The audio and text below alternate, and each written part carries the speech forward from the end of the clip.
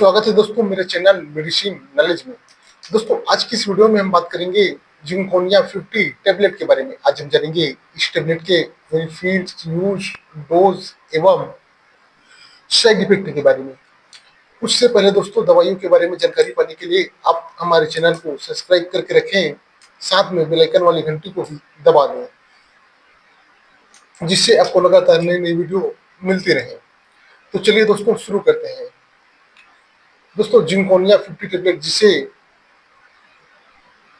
Juventus health care limited company बनाती है, जिसकी 10 टैबलेट की प्राइस 66 यानी 66 रुपए होते हैं, जिसे आप आसानी से किसी भी केमिस्ट शॉप से या मेडिकल स्टोर से इस टैबलेट को खरीद सकते हैं।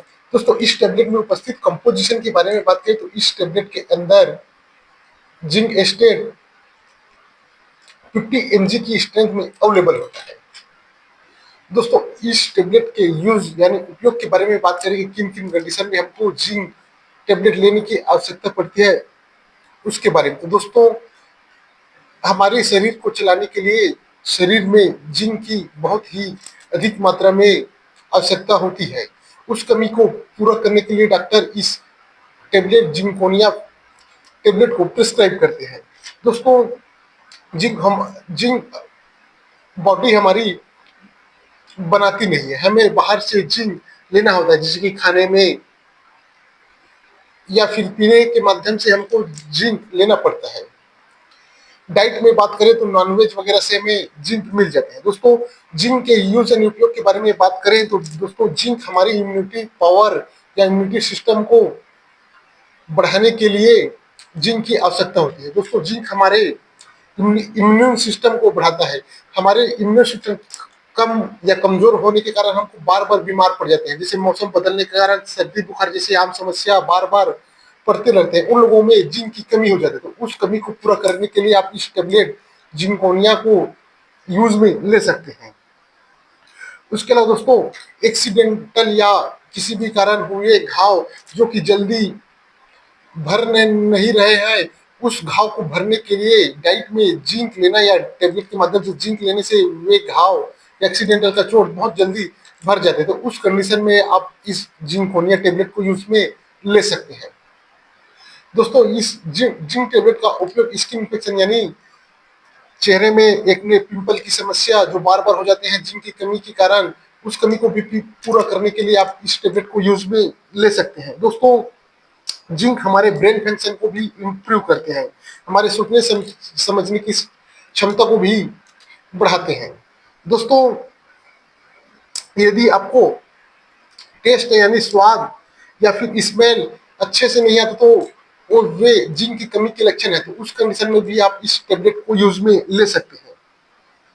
दोस्तों यंग शक्ति को भी बढ़ाने के लिए डॉक्टर इस जिंक टैबलेट को प्रिस्क्राइब करते हैं। दोस्तों पेट के लिए जिंक बहुत ही आवश्यकता होती है, हमारे डाइजेशन यानी पाचन क्रिया को सुधारने के लिए ये टैबलेट बहुत ही बेस्ट होते हैं। जिन लोगों को डाइजेशन सही नहीं रहता, बार बार लूज मोशन जैसी समस्या या दस्त समस्या जैसा समस्या बार बार होते रहते हैं, उन लोगों को जिंक की कमी रहती है। तो उस कमी को भी पूरा करने के लिए आप जिंक टैबलेट को यूज में ले सकते हैं।